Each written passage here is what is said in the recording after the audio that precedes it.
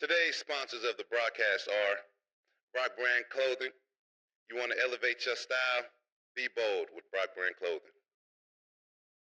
And our future sponsor is Ready Sports Drink. You want something that tastes great while you hydrate? Drink Ready Sports Drink.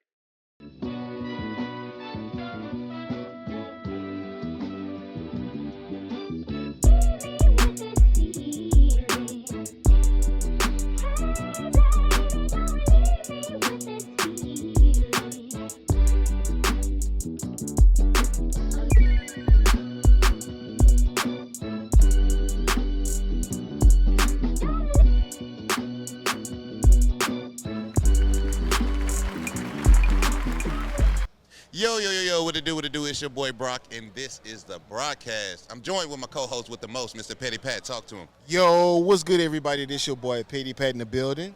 We in the building, man. We are at Super Bowl 59. We're joined with our special guest. Every guest on the broadcast is a special guest, but today we have Miss Haley Hunt. Hello, what's going on? So thank you for jumping on the show. Absolutely, I'm so excited to be here. Welcome to New Orleans, everyone. Come on now. Is this your home? Is this home? No, none of us are from here, but I just decided to say that. Okay, welcome to New Orleans, everyone. The energy is crazy here. I have a love-hate relationship with New Orleans. Same. Yeah, because last time I was here, Bama beat us. It was unfortunate. Roll Tide roll. She just What talked Roll about Tide roll. being a Alabama fan. But, you know, I'm out of football, so all is well. Positivity. That's you right. have a team in the SEC, which I like the SEC, so we're all friends, That's right. We're family. We're family. All right, so today we're talking about what you have going on. Could you give us a spiel on what you got going? Absolutely. So I am the founder of, or shall I say, God has given me the gift of being the founder of a really cool Amen. nonprofit called the Verb Kind. Okay. And our mission is to impact the lives of incarcerated youth. Okay. So we go into juvenile detention centers and hang out with kids that are locked up. Okay. And so we're called the Verb Kind. You're like, that's kind of a weird word, but one thing that we know is that love is actually a verb. Come on now. And we are an action kind of people. And so we called it the Verb Kind, and then we decided verb is such a strong word, so let's have it be an acronym. So verb stands for victory, every day, restoring belief. We win every day by restoring belief, not only in the kids, but also in the community. And so we started in Orlando, Florida, in my hometown, accidentally. And then in 2020, the state of Florida came to me and said, whatever you're doing in the JDC in Orlando, we need you to do this in every county in Florida. So today, we are in 13 counties in Florida. I've convinced thousands of people to come to jail with me. And we are in Tuscaloosa, Alabama. We're in Knoxville, Tennessee. And this week, we're actually going to be in the JDC in New Orleans, which is amazing. Because right up the street, and this is glamorous and all these celebrities and we're, everything's wonderful. But right up the street, there's a whole group of kids that are without hope for their future, and they're lost and they need love and they're struggling. So we're going to go in there on Friday and bring some hope.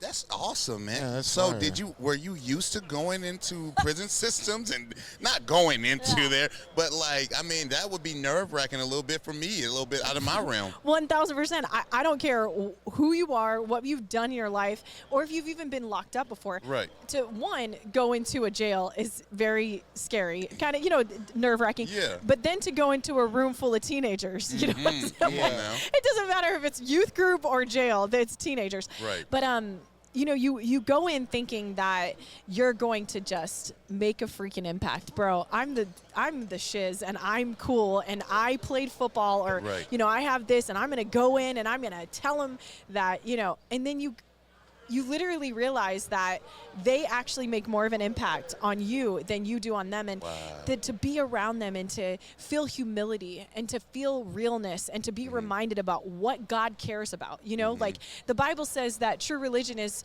to take care of two things, the widow and the orphan. And 80% of these kids are fatherless. And obviously we know there's a fatherless epidemic. There's a fatherhood epidemic. And so what I really am enjoying about the Verb Kind is encouraging people to get out of their comfort zone, no matter where you come from, stay-at-home mom, cashier, banker, pro athlete, and come do something that you probably would have never been asked to do or gotten an opportunity to do. And so the Verb Kind's giving that opportunity to people all over. Earlier you spoke about accidentally jumping into this or getting into this? Like, what did you mean by accidentally? So, fun facts. I was a singer-songwriter my whole life, pursued music my whole life. Okay. I am the only unsigned artist to ever have a song on Madden.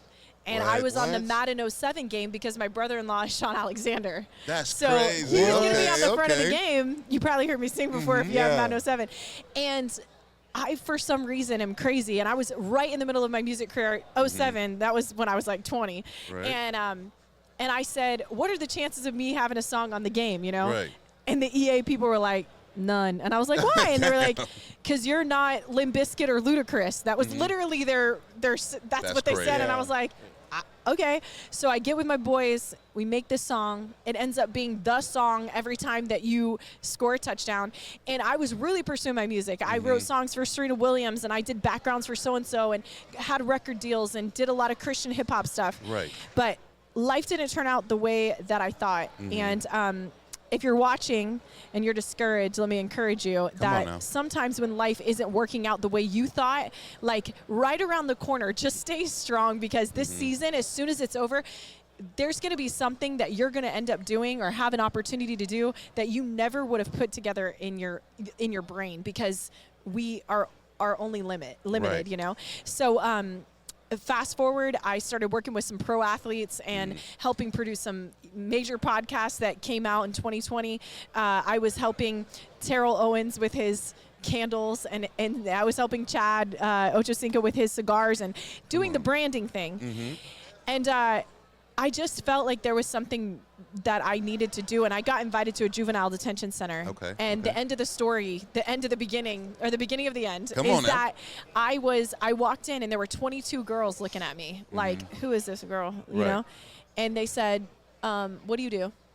And I said, I'm a singer-songwriter. And what do you think they said? Well, sing then.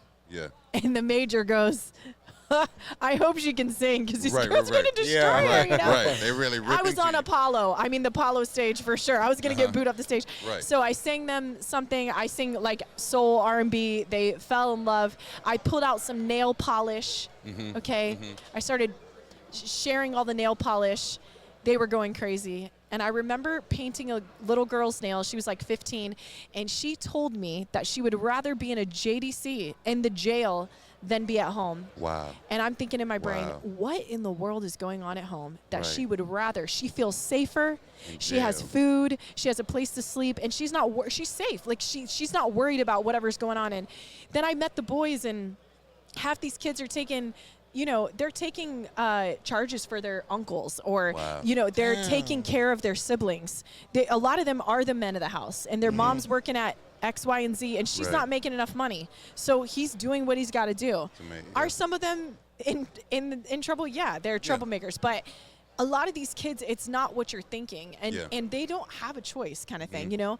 So I just realized that there was a need, and if I don't do something about it, I wasn't going to wait to see Right. who would. So fast forward, like I said, we're in 13 counties in Florida. I just started literally going like, hey, would you want to come to jail with me? Or, you know, the cashier, hey, I know this sounds crazy, but I have a nonprofit. Would you want to come to jail with me? And come to jail with me became our just do it. Right. You know, like Yeah. Yeah. that's our Like our Instagram if you slogan. want to know. Like, come to jail with me.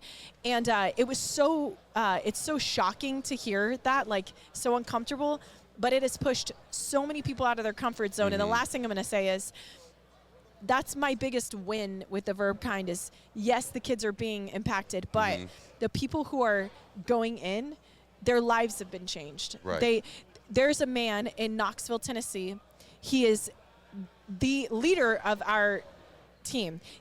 What he does for real is he's the CEO of the Catholic school, the Catholic high school. It's the largest Okay. one of the largest Catholic schools in the U.S. He told me that this past year was the most happiest and full of joy that he's ever been in his life. And he's almost 60. Wow. And he said, and I 1,000% guarantee, I know that it's because of my work with the Verb Kind and being able to hang out with you. He has his own kids. Right. Why would he do that? You know, Right. like you have we have a stay-at-home mom, 5 kids. She comes every Monday night to help these kids. And I'm going, why would you do that? And she's Right. like, because I understand that my kids have everything. They Right. have a mom and a dad. There's kids that need something. So Is it convenient? No. Is it uncomfortable? 1,000%. But my word to you guys is that in 2025, get out of your comfort zone. Do something that you literally are afraid to do, or that you've been praying that God would just show you the way. You know what I mean? Right. Yeah. I mean, there's a lot of people that are watching that are struggling with anxiety, depression. But isn't it cool that when you go and serve somebody and get out of your way and stop looking at your own self all the time, that something happens inside of you and you start healing and healing from the inside out. Anyway, I'm going to stop. That's awesome. I feel like she's talking to somebody I know. She talking to somebody out there. He's She looking talking at me to now. she talking to somebody I He know. gets on me because you know, I'm very humble. I don't really like to take credit on nothing I have done, and I think it's a little destructive too at the same time, because I'm so like, oh, you know, I'm not nobody. You know, I'm nobody. Or you know, I'm just a little. You know, so he gets on me about being uncomfortable. I hate rejection. I hate it to a T. It irks my soul getting rejected. But I would tell him, I was like, man, I need to take a class to get over this. Yeah, he because literally. I know We were sitting there. Me and him were talking about that, Mm-hmm. about being a little bit more proactive. It just jumping out there and seeing. Right. You know, you never know what doors have been open. Just the same way it Yeah. was when I kept trying to get him to start YouTube. And he was just like, nah, man, I don't want anybody in my my family, people being in my business and blah, blah, blah. And then now, look, we have a full-fledged podcast, and we've been coming to the Super Bowl for the past couple of years. Let me ask you this. Yeah. Give me some tips on how I could get out of my comfort zone. Well, first thing I want to say is that rejection, which, I mean, in every aspect, from work to now I'm engaged, but guys to everything, Come on now. like rejection is protection. Like it is protection. So when something doesn't work out, whatever, but that's when another door opens and you're Right. like, wow, I didn't know this was going to happen. So Right. one, who cares? Like, just keep going. And you played in the NFL, so I feel like athletes, they have, I mean, the rejection is every day, you know what I Right. mean? Like, Yeah. that's your Yeah. life, so you should be used to it. But also, you know, I am like you, where I'm just like, I mean, I haven't started a podcast on purpose. People are like, oh, people would love it. I'm like, no, and I feel insecure, and I'm, oh my God, I don't want people to look at me and stuff like that. But also, one of my friends from God Behind Bars, his name is Isaac, he told me, he's like, you know, sometimes what you think is humility is sometimes a prideful thing, because you're standing in the way of what God has for you, because you're so worried about what everybody thinks about you, or you don't want to come across as prideful. So you're Right. like, nah, I'm just going to chill and like nobody. But if you feel an inkling in your heart and the doors open, awesome. I have started projects like a huge TV show with pro athletes, Okay. the biggest athletes. And I had this, I got the money to do the sizzle reel. I got the athletes. I had signed a production deal with the Okay. producers of Real Housewives, Undercover Boss, Cupcake Wars. I was in LA. I was sipping Macallan 18, looking at the Hollywood sign, thinking, Yeah. this is my life. And a few months later, I was rejected. They Wow. canceled my production deal. Did it hurt me? 1,000%. It crushed me. But one, now I know how to produce a TV Right. show. Come on Okay. now. Yeah. Number two, I realized that's not what I wanted. And three, Right. I would have never started the Verb Kind. So Right. yeah, you could start a podcast and you have 10 viewers. But what if the one viewer is the investor in your future Right. company? Or, you know, it's the person who takes care of your kid's sickness or something. Yeah. You never know. Right. I don't Right. know. Right. Just do it. Yeah. Nike, I'm with you. baby. I'm with you. Trust And- the Lord. And I think that's the biggest thing. I think my humbleness kind of is almost like a slap in the face of the Lord. It's like, so you don't appreciate all the blessings I gave you? Him You know? working- And so Him working it. My thing would be this, right? You worked your entire life. Well, I'm not gonna say your entire life, but from us being children, we think of we all. I mean, let's just say our athletes want to go pro, right? Right. That's our thing. Like, I want to make it to become a professional athlete. So you do all that hard work from middle school to high school to college, all that hard work and effort and blood, sweat, and tears you done put in. You get to the NFL, you play 11 years, and then you're like, nah, bro, nobody really cares. Like, Yeah. I'm just humble. So then that's why I'd be like, no, bro, Wow. no, it's not even about being arrogant or saying blah blah. It's about, look, bro, I put in all this work. I didn't put in all this blood, sweat, tears. I did all this stuff to take care of my family. Start my own. Now we're starting his second career, and I feel like sometimes it's like, look, I'm gonna stick my chest out. I'm Michael Brockers. Hey, how you doing today? You know, I'm an 11-year NFL veteran. How you doing today? I like to introduce myself. Yeah. And then, boom, now people are like, oh, snap, like, oh, you're Mike. Even if they don't know what people do, they'll go to the side, Google Michael Brockers, and then they see, like, and I tell him, absolutely. We met this guy. Shout out Chris Visser. A lot of people don't know him because he's behind the scenes. He's done a lot of stuff for NFL Network, a lot of stuff for these shows. We met him last year at the Super Bowl. He was like, hey, man, can I use your table for 10 minutes? Boom, all right. But he pulled me to the side. He was like, hey, who are you guys? You know, what do y'all do? And I'm telling him about our podcast. He's like, well, who's the tall guy?